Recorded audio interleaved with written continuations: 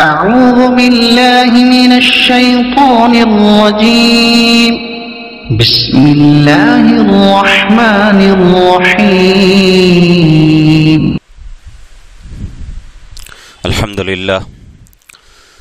لله نحمده ونستعينه ونستغفره ونؤمن به ونتوكل عليه ونعوذ بالله من شرور أنفسنا ومن سيئات أعمالنا من يهده الله فلا مضل له ومن يضلله فلا هادي له ونشهد أن لا إله إلا الله وحده لا شريك له ونشهد أن سيدنا ومولانا محمدا عبده ورسوله وصلى الله تعالى على خير خلقه محمد وعلى آله وأصحابه أجمعين أما بعد باب التناؤب في العلم یہ باب باری باری علم حاصل کرنے کے بیان میں۔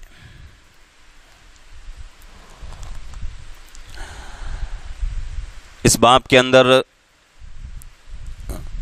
جو روایت ہمارے سامنے آ رہی ہے، سب سے پہلی بات اس روایت کے تعلق سے دو باتیں سمجھنے کی ہیں۔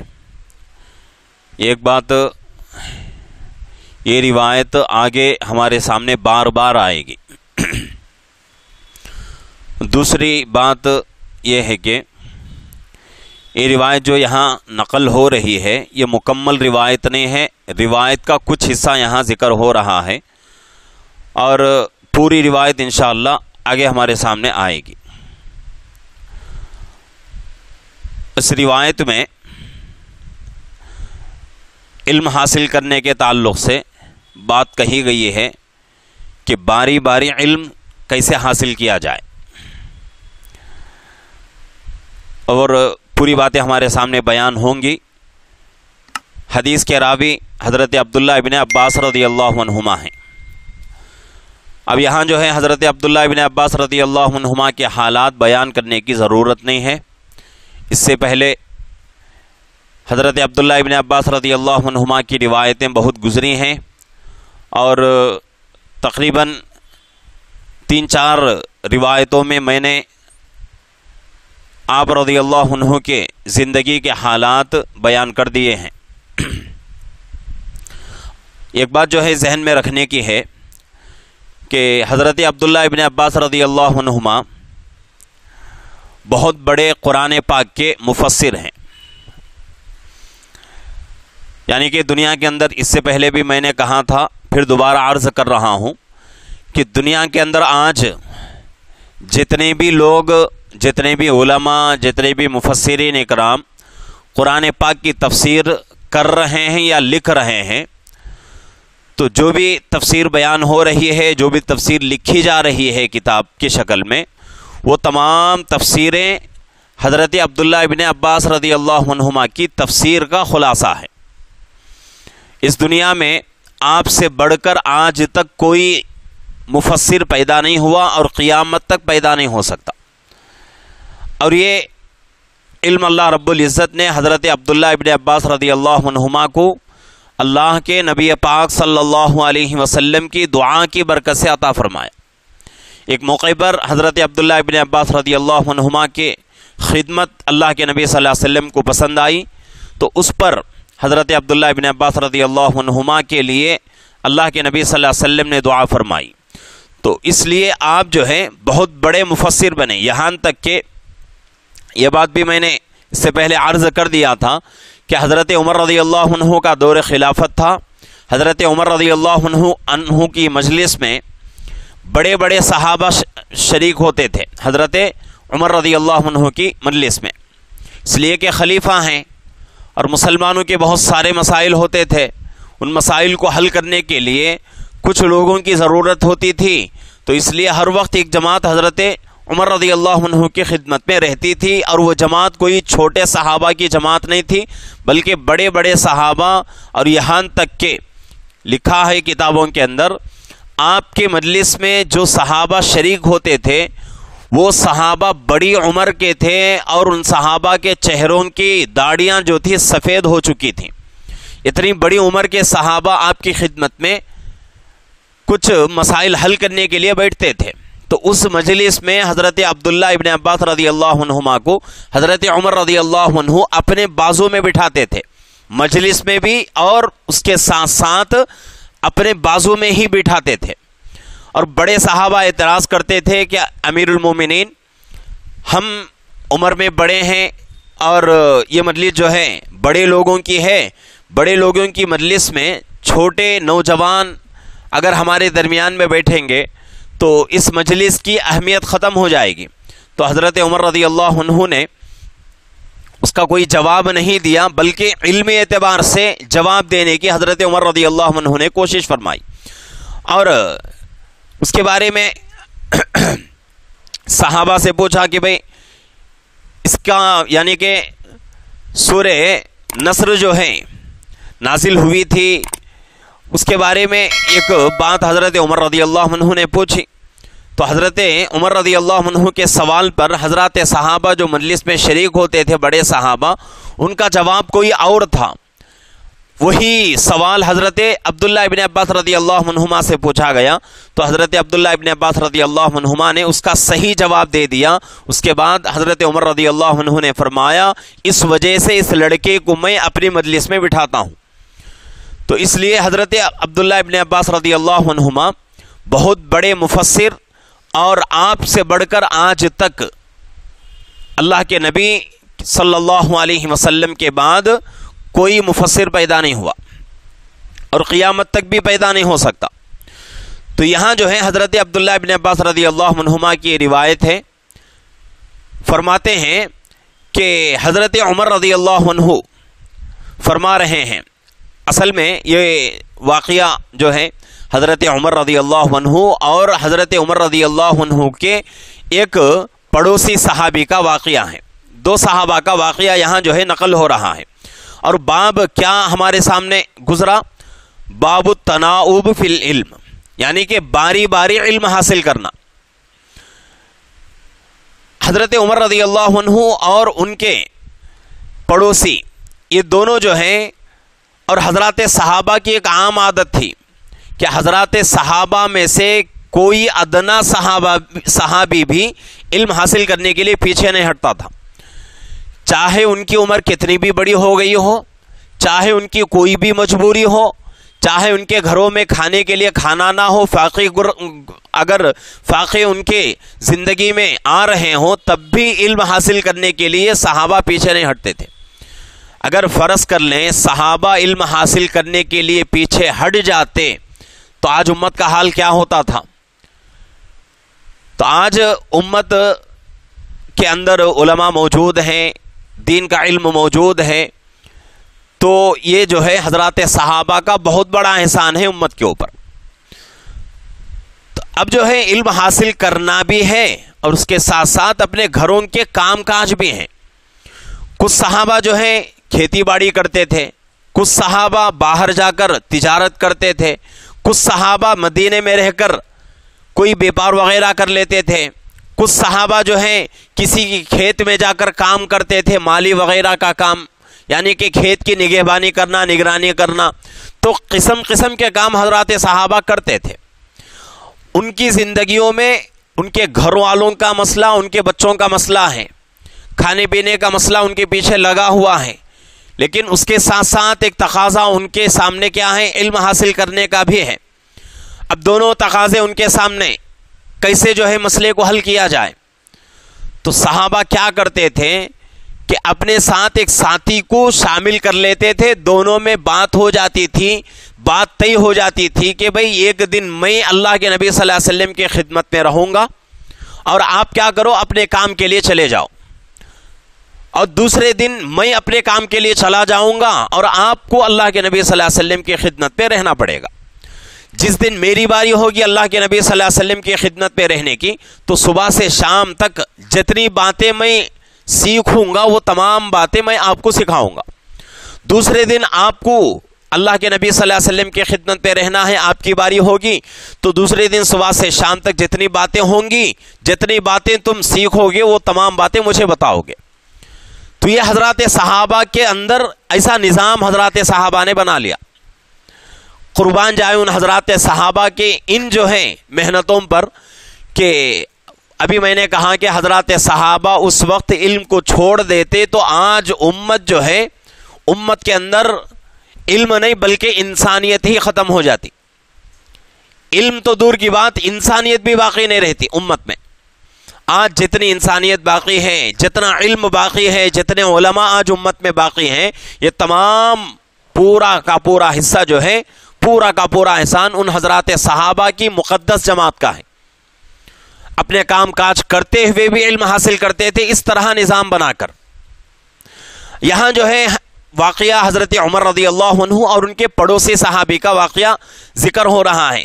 حضرت عمر رضی اللہ عنہ فرماتے ہیں کہ میں اور میرے ایک پڑوسی انصار صحابی تھے، ہم بنو امیہ ابن زید کے اس محلے میں ہم لوگ رہتے تھے. اب آگے فرما رہے ہیں کہ ہم دونوں جو ہے پڑوسی تھے، تو اس وجہ سے ہم دونوں نے کیا کیا، باری مقرر کر لی. فیصلہ دونوں کے درمیان ہوا کہ بھئی ایک دن آپ اللہ کے نبی صلی اللہ علیہ وسلم کی خدمت میں رہو، صبح سے شام تک جتنی باتیں وحی کی، جتنی باتیں دوسرے احکامات کی تم سیکھو گے وہ تمام باتیں مجھے سکھا دینا.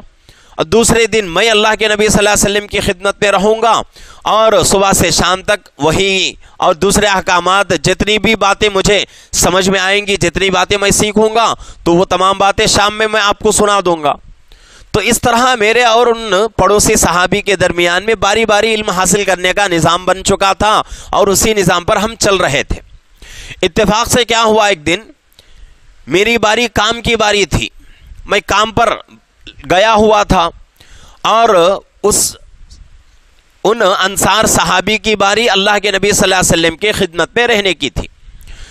تو اتفاق سے کیا ہوا کہ دن ڈھل رہا تھا، شام کے وقت میں حضرت وہ صحابی جو حضرت عمر رضی اللہ عنہ کے پڑوسی صحابی تھے اور علم حاصل کرنے کے لیے باری مقرر ہوئی تھی، اس دن انہی کی باری تھی. شام کے وقت میں دوڑے ہوئے حضرت عمر رضی اللہ عنہ کی دروازے پر آتے ہیں اور زور زور سے دروازہ مارتے ہیں، زور زور سے دروازے کو پیٹتے ہیں، مارتے ہیں اور پوچھتے ہیں کیا گھر والوں سے کہ عمر اندر گھر میں موجود ہیں یا نہیں ہے. اب حضرت عمر رضی اللہ عنہ کا یہ جواب ہم کو سننے کی ضرورت ہے کہ میں گھبرا گیا. حضرت عمر رضی اللہ عنہ فرماتے ہیں میں گھبرا گیا کہ بھئی میرا پڑوسی صحابی میرے گھر پر آ کر اتنے زور سے دروازہ پیٹ رہا ہے، دروازہ مار رہا ہے. میں نے سمجھا کوئی بڑا مسئلہ پیش آ چکا ہے، کوئی بڑا حادثہ ہو چکا ہے. اور کتابوں میں بتایا گیا ہے کہ اس زمانے میں ایک قوم جو ہے مدینے پر حملہ کرنے کی تیاری میں لگی ہوئی تھی. تو حضرت عمر رضی اللہ عنہ، آگے روایت ہمارے سامنے آئے گی، اس جگہ جو ہے یہ تمام باتیں ذکر ہوں گی. تو اس میں سے ایک بات یہ ہے کہ اس زمانے میں ایک قوم جو کہ مدینے پر حملہ کرنے کی پوری تیاری کر رہی تھی، تو میں نے سمجھا کہ بھئی وہ قوم مدینے پر اس قوم نے حملہ کر دیا ہے. تو میں نے پوچھا کہ بھئی کیا وہ قوم مدینے پر حملہ کر چکی ہے؟ تو وہ صحابی کہتے ہیں نہیں، اس سے بھی بڑا حادثہ پیش آیا. اب میں گھبرا گیا، گھبرا کر باہر آیا. اب یہاں سوچنے کی ضرورت ہے کہ حضرت عمر رضی اللہ عنہ جلالی صحابی ہیں اور بہت ہی آپ کے اندر غصہ تھا اور آپ زریع بات جو کہ اصول کے خلاف ہو آپ برداشت نہیں کرتے تھے. رائی کے دانے کے برابر، اس سے بھی کم جس کو ذرہ کہا جاتا ہے، اس کے برابر بھی اگر کوئی آدمی اصول کے خلاف کام کر لے تو حضرت عمر رضی اللہ عنہ تلوار لے کر کھڑے ہو جاتے تھے. اتنے جو ہے جلالی صحابی تھے. لیکن حضرت عمر رضی اللہ عنہ کہتے ہیں کہ میرے اس پڑوسی صحابی کا دروازہ پیٹنا میں نے دیکھا، سنا، تو میں گھبرا گیا، گھبرا کر ڈر کے مارے جلدی سے دروازہ کھولا. اب اس سے پتا چلتا ہے کہ بھئی حضرات صحابہ کی مقدس جماعت ایسی جماعت ہے کہ حق بولنے کے لیے ان کو کسی آدمی کا کوئی خوف نہیں ہوتا تھا، چاہے سامنے حضرت عمر رضی اللہ عنہ ہو یا پھر کوئی اور بڑی شخصیت ہو، لیکن حضرات صحابہ حق بولنے کے لیے ان کے سامنے جھجکتے نہیں تھے. اور حضرت عمر رضی اللہ عنہ اتنے جلالی صحابی اور آپ کی جو خلافت ہے، آپ کی جو خلافت کا زمانہ ہے، ایسا زمانہ خلافت کا آپ کا کہ آج مورخین مسلمان نہیں بلکہ انگریز مورخین، ہندو مورخین کہتے ہیں کہ اگر حضرت عمر رضی اللہ عنہ کو اور کچھ سال خلافت کا موقع مل جاتا تو اسلام پوری دنیا میں، پوری دنیا کے چپے چپے میں پھیل جاتا. ایسی خلافت آپ کی تھی. اتنے جلالی صحابی، جس راستے سے آپ گزرتے تھے اس راستے سے شیطان کا گزرنا محال تھا. شیطان کو بھی ہمت نہیں ہوتی تھی. اتنے جلالی صحابی اور بڑے بڑے صحابہ آپ کے سامنے بات نہیں کرتے تھے. اس کے باوجود لیکن جب حق کی بات آتی تھی تو چھوٹے صحابی بھی حق بولنے کے لیے سامنے جو شخصیت کوئی بھی ہو، چاہے حضرت عمر رضی اللہ عنہ ہو، لیکن حضرات صحابہ پیچھے نہیں ہٹتے تھے. اور یہی حضرات صحابہ کی شان ہے. اسی لیے اللہ رب العزت نے حضرات صحابہ کی تعریف فرمائی، محمد الرسول اللہ والذین معہ اشداء علی الکفار. کفار پر حضرات صحابہ بہت سخت ہیں. رحماء بینہم، اپنے لوگوں کے لیے بہت ہی رحم دل ہیں.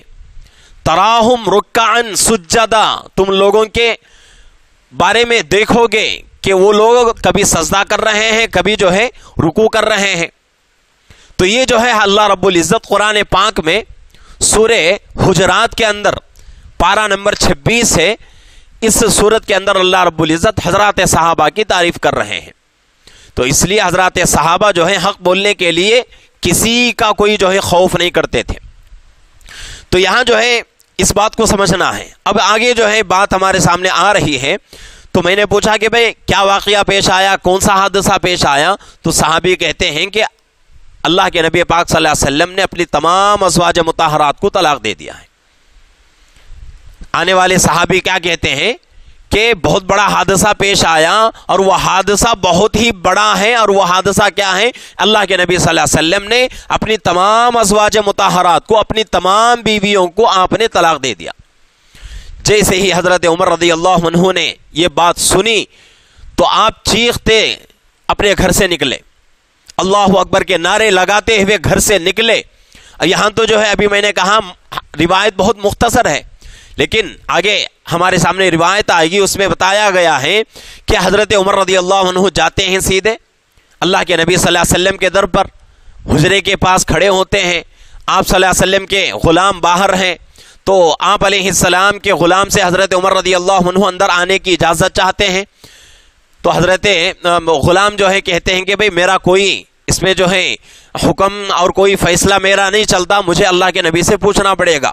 یہ بھی جو ہے ہمیں جو ہے سیرت میں ملتی ہے بات.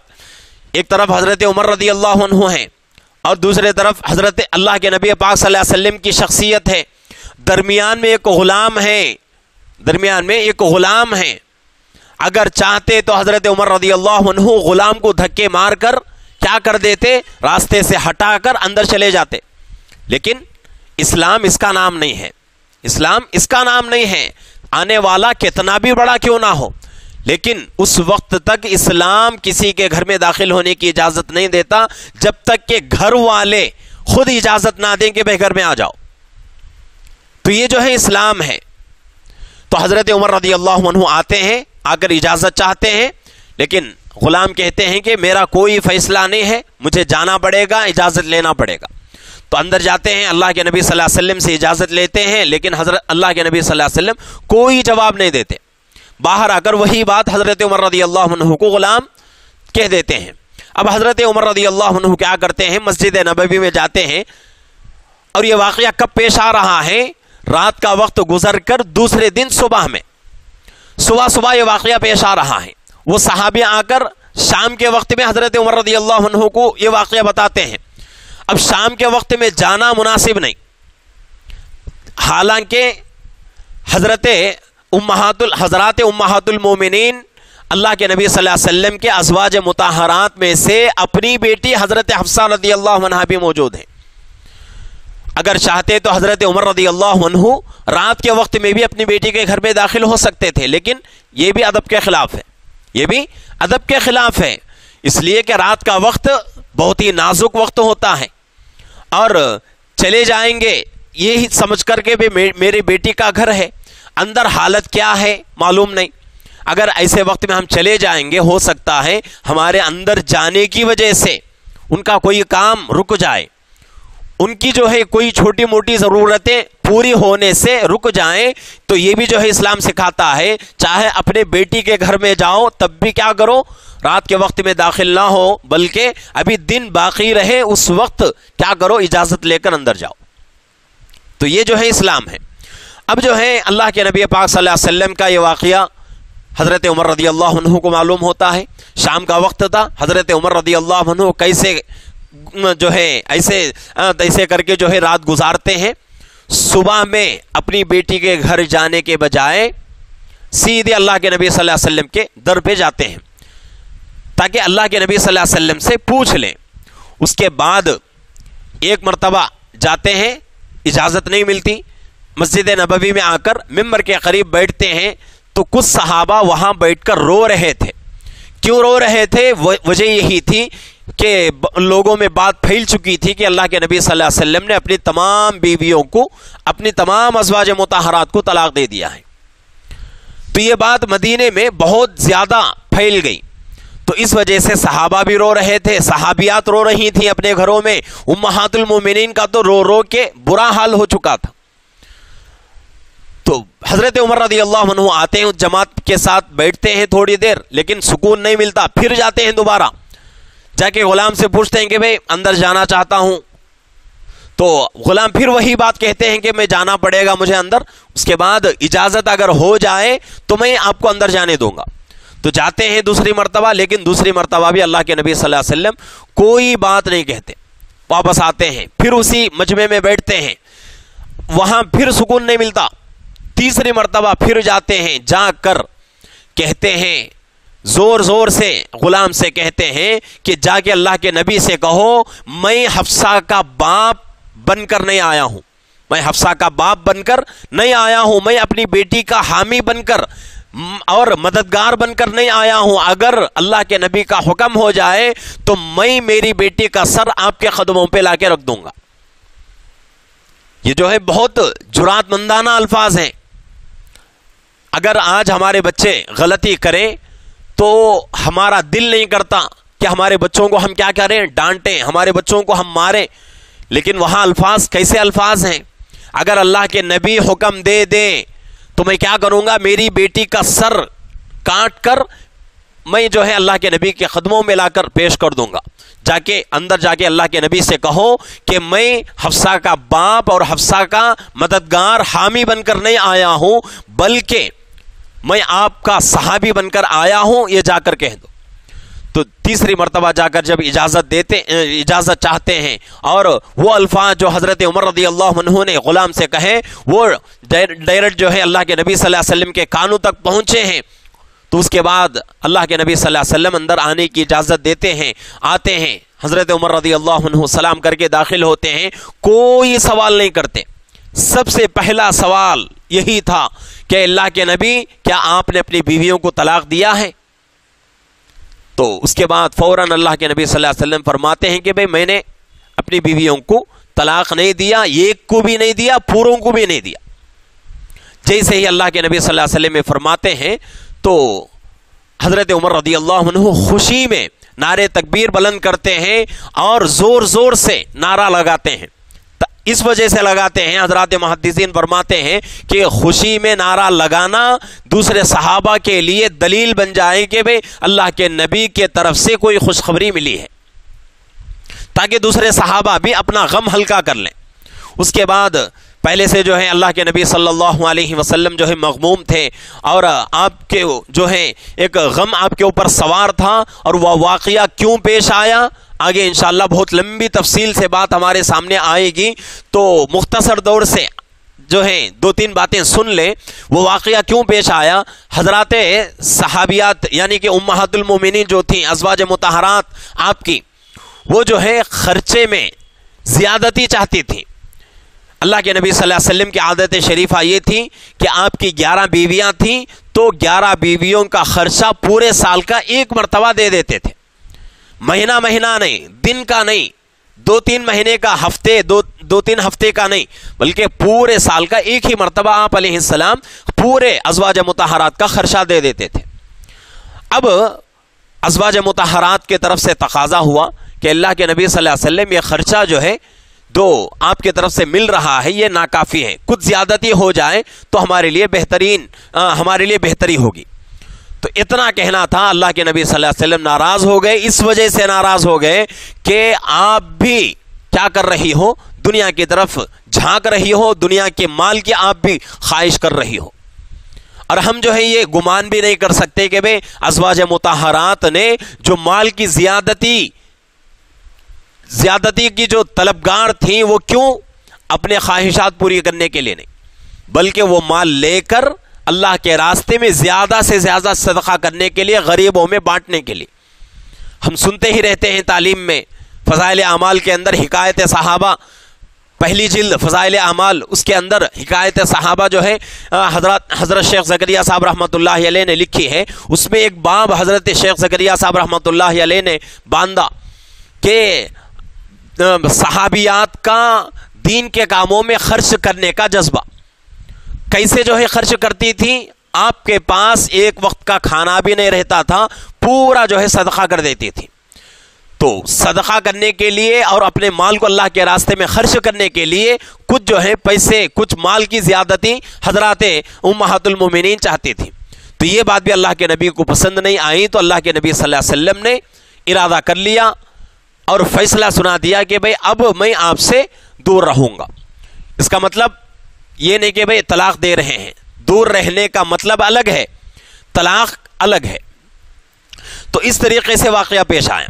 تو حضرت عمر رضی اللہ عنہ پوچھتے ہیں تو اللہ کے نبی صلی اللہ علیہ وسلم منع فرما دیتے ہیں، اور اس کے بعد اللہ کے نبی صلی اللہ علیہ وسلم کے پاس حضرت عمر رضی اللہ عنہ تھوڑی دیر بیٹھتے ہیں اور ادھر ادھر کی باتیں حضرت عمر رضی اللہ عنہ کرتے ہیں تاکہ حضرت اللہ کے نبی صلی اللہ علیہ وسلم کے چہرے پر مسکراہٹ آ جائے، اللہ کے نبی صلی اللہ علیہ وسلم کا غم آپ کے دل کے اوپر جو سوار ہو چکا ہے وہ غم ہلکا ہو جائے، اس لیے ادھر ادھر کی باتیں کرتے ہیں، اور ادھر ادھر کی باتیں کرنے کی وجہ سے واقعتاً اللہ کے نبی صلی اللہ علیہ وسلم کے چہرے پر مسکراہٹ آتی ہے اور آپ کا غم ہلکا ہو جاتا ہے۔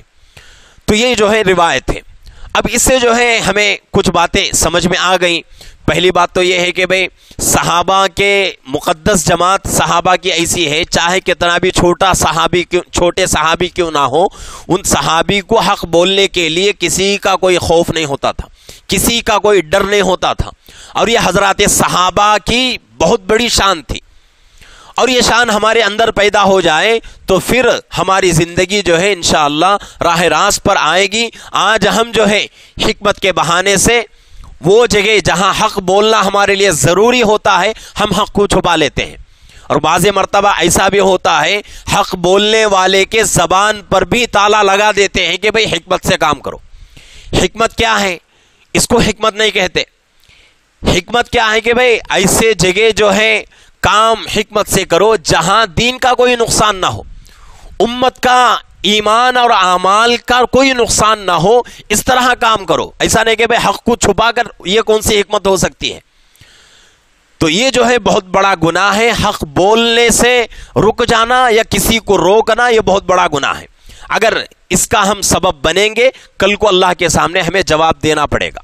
اور دوسری بات یہ جو ہے ہمیں سمجھ میں آ رہی ہے کہ اس روایت سے اللہ کے نبی پاک صلی اللہ علیہ وسلم اپنے ازواج مطہرات کو خرچہ دیتے تھے، اور خرچے میں زیادتی امہات المومنین نے چاہی تو اللہ کے نبی صلی اللہ علیہ وسلم کو غصہ آیا، اور اس کی وجہ سے اللہ کے نبی صلی اللہ علیہ وسلم نے کچھ دن تمام ازواج مطہرات سے الگ تھلگ رہے۔ اور یہ مکمل جو وقت کتنا تھا، حضرات محدثین فرماتے ہیں کہ ایک دن کم ایک مہینہ، یعنی کہ 29 دن مکمل، 20 پر 9 دن اللہ کے نبی صلی اللہ علیہ وسلم اپنے ازواج مطہرات سے دور رہے۔ اس کے بعد اپنے قسم کو توڑا، اور اس کے بعد جو ہے پھر زندگی پہلی جیسا شروع ہو گئی۔